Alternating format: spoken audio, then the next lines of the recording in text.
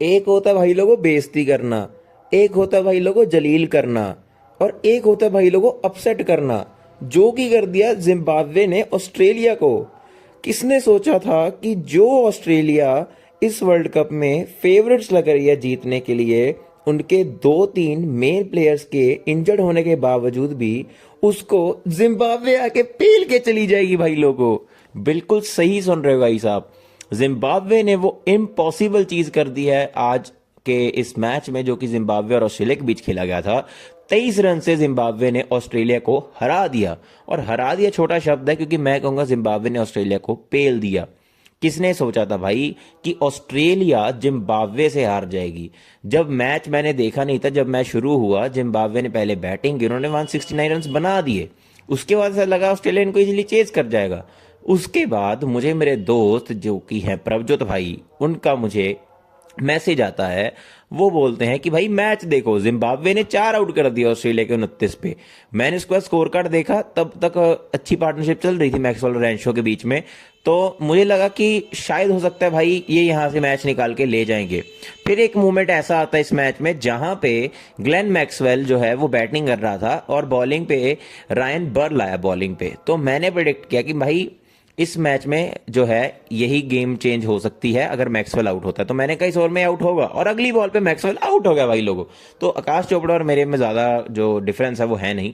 और इसके बावजूद जो है मैं ये कहूंगा कि ऑस्ट्रेलिया का अभी भी चांस था इस मैच में, क्योंकि मैट रेंशो ने जो आज बैटिंग करी है भाई, मुझे गुस्सा उस पर आ रहा था क्योंकि मैं चाहता था जिम्बाब्वे अपसेट करे, बट उसने बैटिंग काफ़ी बढ़िया करी। एंड उससे इतनी बढ़िया बैटिंग एक्सपेक्टेड नहीं थी। अब मैच में सिचुएशन क्या थी कि 29 पे 4 के बाद अच्छी पार्टनरशिप हुई मैक्सवेल और रेंशो के बीच में।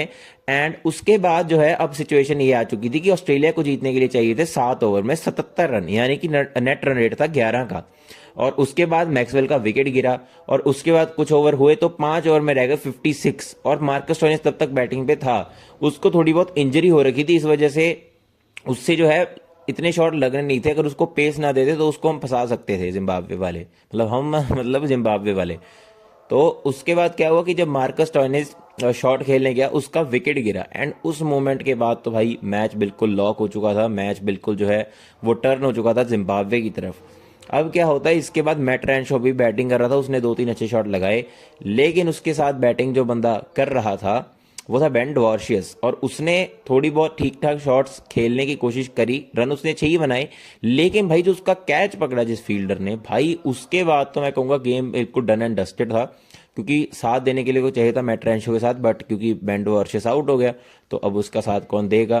तो उसके आउट होने के बाद जो है ऑस्ट्रेलिया को 2 ओवर में 34 रन चाहिए थे। इस सिचुएशन से मैट रेंशो इनको जिता सकता था। लेकिन भाई इसके बाद होते हैं इस मैच के एंड एक तरीके से, क्योंकि मैट रेनशो बिल्कुल उसी तरीके से आउट होता है जिस तरीके से ट्रेविस हेड हुआ था इंडिया के खिलाफ 2024 टी20 वर्ल्ड कप में। स्लोअर वन बॉल थी, हवा में खड़ी कर गया, टॉप एज कह सकते हो इसको, लगा उसका, उसका कैच पकड़ा गया। एंड इसके बाद जो है भाई मैच बिल्कुल खत्म था। ऑस्ट्रेलिया इस मैच को जो है हार चुकी थी ऑलमोस्ट, और उसके बाद बस कुछ एक चौका मार दिया ऑस्ट्रेलिया वालों ने, बट उसका कोई फायदा था नहीं, क्योंकि तब तक जो है भाई 3 बॉल पे रन रह गए थे 24। अपना जिम्बाब्वे के बॉलर ने जब भाई रन आउट कर दिया और ऑस्ट्रेलिया इस मैच को जीत गया। मैं भी फंबल कर रहा हूँ क्योंकि मुझे अभी तक यकीन नहीं हो रहा भाई।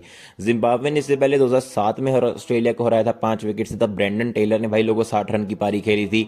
इस बार ऑस्ट्रेलिया ने जो है यहाँ पे ब्रेंडन टेलर जैसी बला का सामना नहीं किया, लेकिन उन्होंने जो है भाई इस बार ब्लेसिंग मुजरबानी भाई की बला का सामना किया, जो कि आरसीबी का भी प्लेयर है एंड आरसीबी जिम्बाब्वे दोनों ब्लड है वो। और भाई मज़ा आ गया, मतलब इस मैच में मैं कहूँगा अनएक्सपेक्टेड चीज़ हुई है इस मैच में। क्योंकि मुझे ऐसा लगा था कि चाहे ऑस्ट्रेलिया 29 पे 4 है, बट वो किसी ना किसी तरीके से मैक्सवेल खींच लेगा मैच को, रेंशो साथ में, बट भाई नहीं, ये कहना पड़ेगा कि जिम्बाब्वे की ये तगड़ी जीत थी। और अगर ऐसे ही जीत जिम्बाब्वे बार बार करती रही तो भाई वो जो है सुपर 8 में पहुंच जाएगी। अब सिनेरियो भी बड़ा तगड़ा बन रहा है। अब अगर ऑस्ट्रेलिया अपने बचे हुए 2 में से कोई भी एक मैच हार जाती है तो ऑस्ट्रेलिया भाई बाहर हो जाएगी। एंड ये मैं कहूँगा सबसे शॉकिंग चीज़ होगी, क्योंकि पिछली बार ऐसा हुआ नहीं था। पिछली बार भी ऑस्ट्रेलिया जैसे तैसे करके पहुंच गई थी सुपर 8 में, सेमीफाइनल में तो उनकी पहुंचने की औकात थी भी नहीं पिछली बार।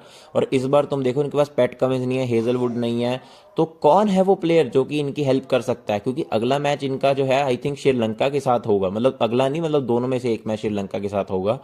तो भाई श्रीलंका के खिलाफ श्रीलंका में जीतना इज़ वेरी डिफिकल्ट, और आई डोंट थिंक ऑस्ट्रेलिया वो मैच जीत रही है। मुझे ऐसा लगता है श्रीलंका उनको हरा देगी इजीली।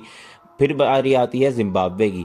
अब यहाँ से गेम इस तरीके से टर्न हो सकता है, जिम्बाब्वे के 2 मैच बचे हैं। अब अगर वो अपने बचे हुए 2 में से एक मैच हारते हैं, दोनों नहीं हारने चाहिए, एक मैच अगर वो हारते हैं तो उनको इतनी प्रॉब्लम नहीं होगी, क्योंकि उनका एक मैच जो है अभी बचा हुआ है आयरलैंड के साथ, और मुझे ऐसा लगता है आयरलैंड उनको हरा नहीं सकती जिस तरीके फॉर्म में आयरलैंड है। तो जिम्बाब्वे 3 मैच जीत कर जो है इस वर्ल्ड कप के सुपर 8 में चली जाएगी, और उनके साथ आई थिंक जाएगी श्रीलंका, एंड ऑस्ट्रेलिया इस सुपर 8 की रेस से बाहर हो जाएगी। मतलब इतना इम्पैक्टफुल विक्ट्री ये जिम्बाब्वे की थी। और मैं कहूँगा कि भाई अगर ये चीज़ हो गई ना भाई, तो I would say that this will be the biggest upset in last 10 years of cricket. बहुत सारे लोग ये भी कहेंगे भाई जिम्बाब्वे ने अपसेट दिया था पाकिस्तान को। भाई कहाँ का अपसेट था, घंटे का अपसेट था, वो तो पता ही था भाई जिम्बाब्वे ने अच्छा क्रिकेट खेला तो वो जीते वहाँ पे। बट ये मैं कहूँगा भाई काफ़ी बड़ा अपसेट था। ऑस्ट्रेलिया के पास अपने 2-3 प्लेयर्स नहीं थे, बट स्टिल उनके पास एक बढ़िया टीम थी, और ये वो टीम है जिसने अब देखो कि बहुत बढ़िया खेला था इंडिया के खिलाफ भी। तो आप समझ सकते हो भाई कि ये क्या चीज़ सीखी है जिम्बाब्वे ने। और आप भी एक बढ़िया चीज़ कर सकते हो, चैनल को सब्सक्राइब करके, वीडियो को लाइक करके एंड शेयर करके। मैं आप next, till then have a good time and stay tuned.